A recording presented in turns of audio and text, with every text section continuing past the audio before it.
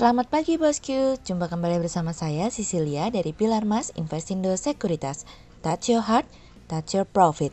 Nah, seperti biasa kita akan mulai saja nih market review kita hari ini, Senin 8 Februari 2021 dengan episode Jalan Terus.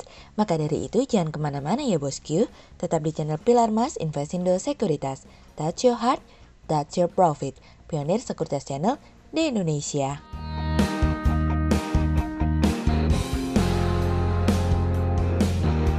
Seperti biasa kita akan mulai dari Global Economics Calendar. Ada berita dari US Change in Non-Farm Payrolls yang naik dari sebelumnya minus 227K menjadi 49K. Kemudian ada dari US Change in Manufacturer Payrolls yang turun dari sebelumnya 31K menjadi minus 10K. Kemudian ada dari US Unemployment Rate yang turun dari sebelumnya 6,7% menjadi 6,3%. Kemudian kita beralih ke corporate news. Ada berita dari PT Asahi Mas Flat Glass Tbk atau AMFG yang berencana memaksimalkan penjualan produk kaca bernilai tambah atau value added di sepanjang tahun ini dari kontan.co.id. Kemudian ada dari PT Bank Mandiri Tbk atau BMRI yang salurkan kredit 21,73 miliar rupiah via marketplace di tahun lalu dari kontan.co.id.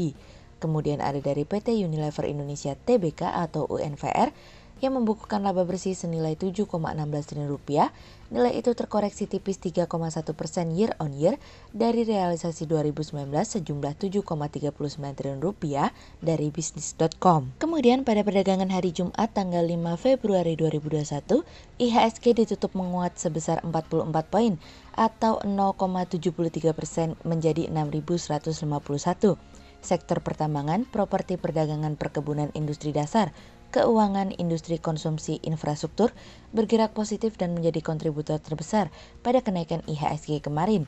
Sementara investor asing mencatatkan penjualan bersih sebesar 187 miliar rupiah. Kemudian kita akan masuk ke market review kita hari ini. Cerita hari ini akan kita awali dari perjuangan untuk 1,9 triliun dolar.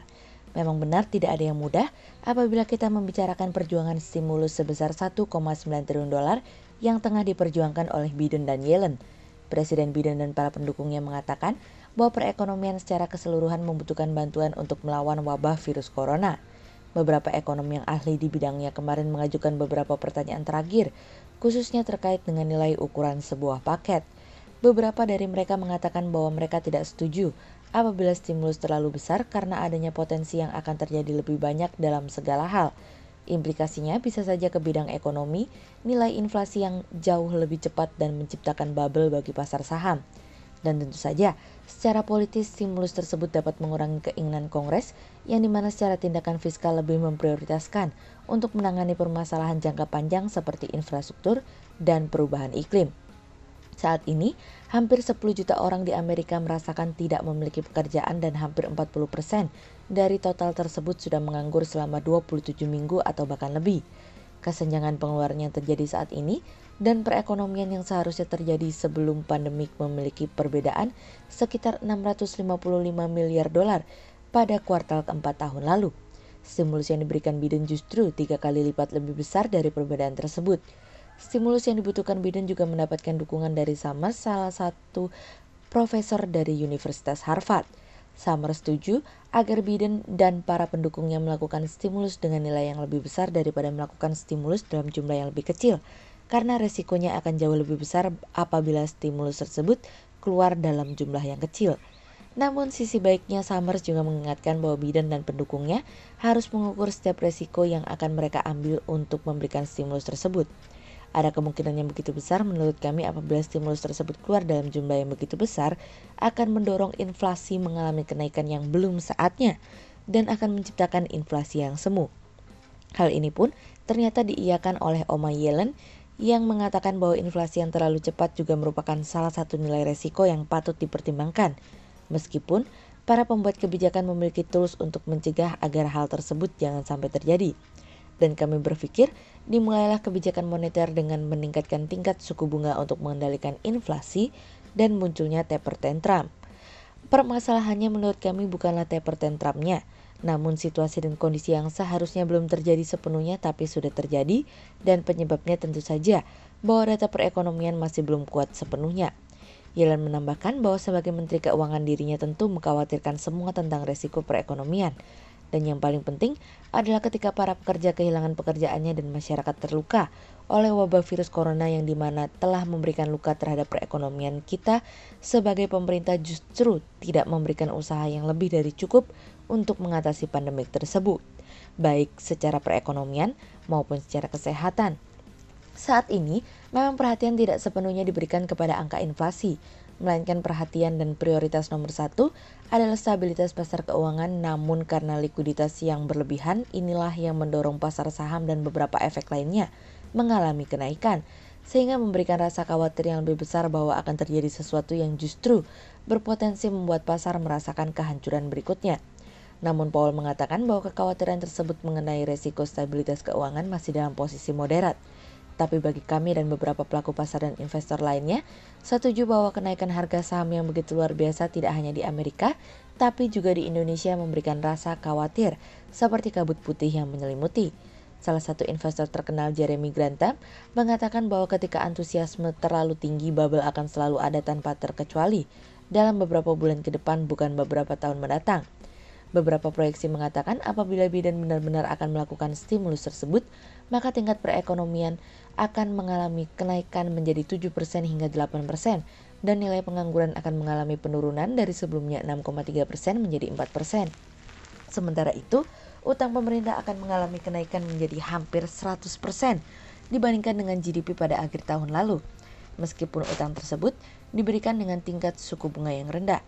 Para pemimpin Demokrat di Kongres sedang menggunakan jalur rekonsiliasi sehingga dapat mengesahkan rencana undang-undang tanpa harus mendapatkan dukungan dari Partai Republik. Dan komite tersebut akan mulai menyusun rancangan undang-undang tersebut.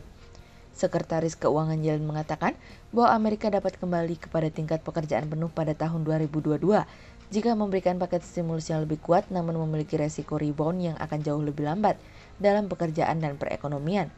Tanpa dukungan yang memadai, Yellen mengatakan bahwa pemulihan membutuhkan waktu hingga 2025 mendatang bagi pasar tenaga kerja untuk bisa pulih. Meskipun banyak orang yang khawatir terkait dengan stimulus tersebut dan bahayanya, Yellen mengatakan bahwa resiko tersebut tidak sebanding dengan luka yang dirasakan bagi perekonomian untuk bisa keluar dari wabah virus corona.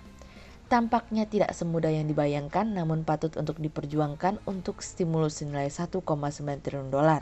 Kemudian cerita selanjutnya datang dari Ya Sudahlah.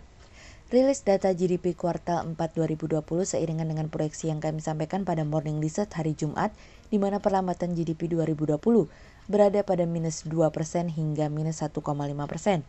Perlambatan pada perekonomian di kuartal 4 sebesar minus 0,42% berkontribusi pada pertumbuhan ekonomi di sepanjang tahun 2020 yang terkontraksi sebesar minus 2,07% dan minus 2,19% year on year.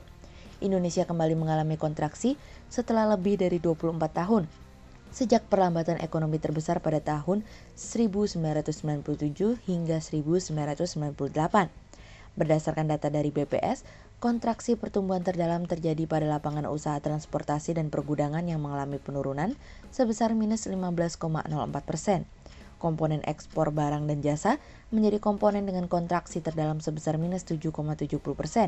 Adapun impor barang dan jasa yang merupakan faktor pengurang terkontraksi sebesar minus 14,71%. Alhasil, penurunan ekonomi Indonesia sepanjang tahun 2020 sebesar minus 2,07%. Penurunan ini juga dialami oleh Singapura minus 5,8%, Filipina minus 9,5%, Amerika minus 3,5%, dan Eropa minus 6,4%. Penguatan IHSG setelah rilis data tersebut menjadi gambaran di mana pelaku pasar dapat mentoleransi dan lebih melihat prospek pemulihan dari ekonomi di tahun 2021. Namun, pelaku pasar juga akan mempertimbangkan dampak dari pengetatan aktivitas pada kuartal 1 2021 ini, di mana hal tersebut dapat menjadi tekanan pada pemulihan ekonomi di kuartal 1 2021. Jika mengacu pada data historis, kuartal 1 2020 masih memiliki pertumbuhan sebesar 2,97%, sehingga kami melihat untuk pertumbuhan mendekati 0% di kuartal 1 2021 sudah cukup baik. Terlebih, saat ini sektor manufaktur diharapkan mampu bertahan pada fase ekspansi sehingga hal tersebut diharapkan menjadi trigger terhadap membaiknya fundamental dari dalam negeri. Pelaku pasar dan investor pun tampaknya mulai menerima situasi dan kondisi tahun 2020 silam dan akan mulai kembali fokus kepada langkah-langkah pemerintah tahun 2021 untuk mendorong fase pemulihan agar dapat terjadi lebih cepat lagi.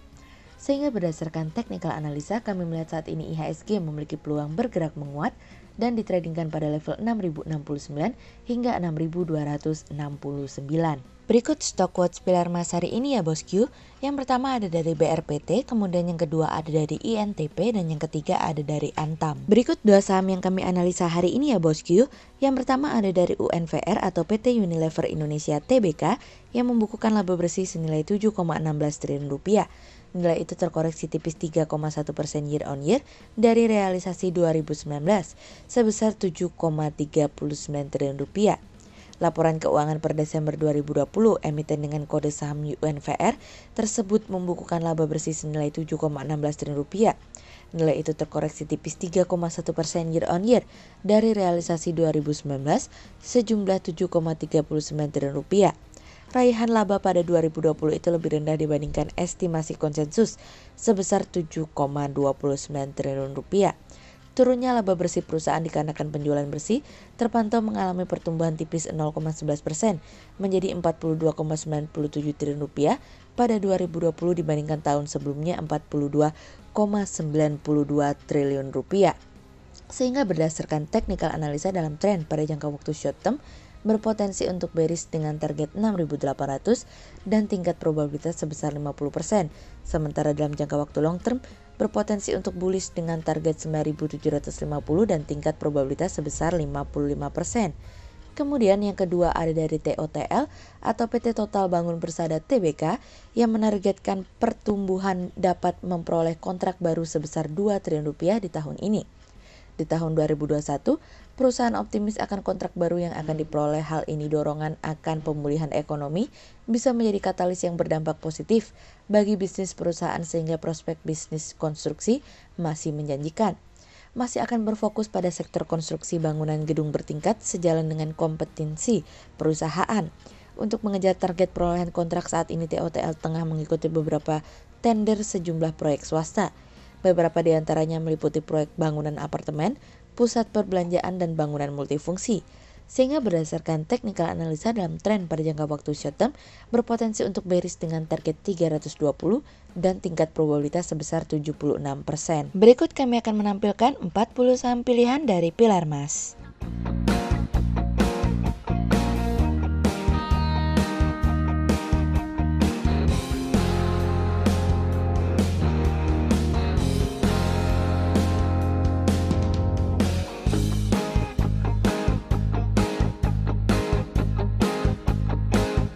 Sekian untuk review market kita kali ini ya bosku.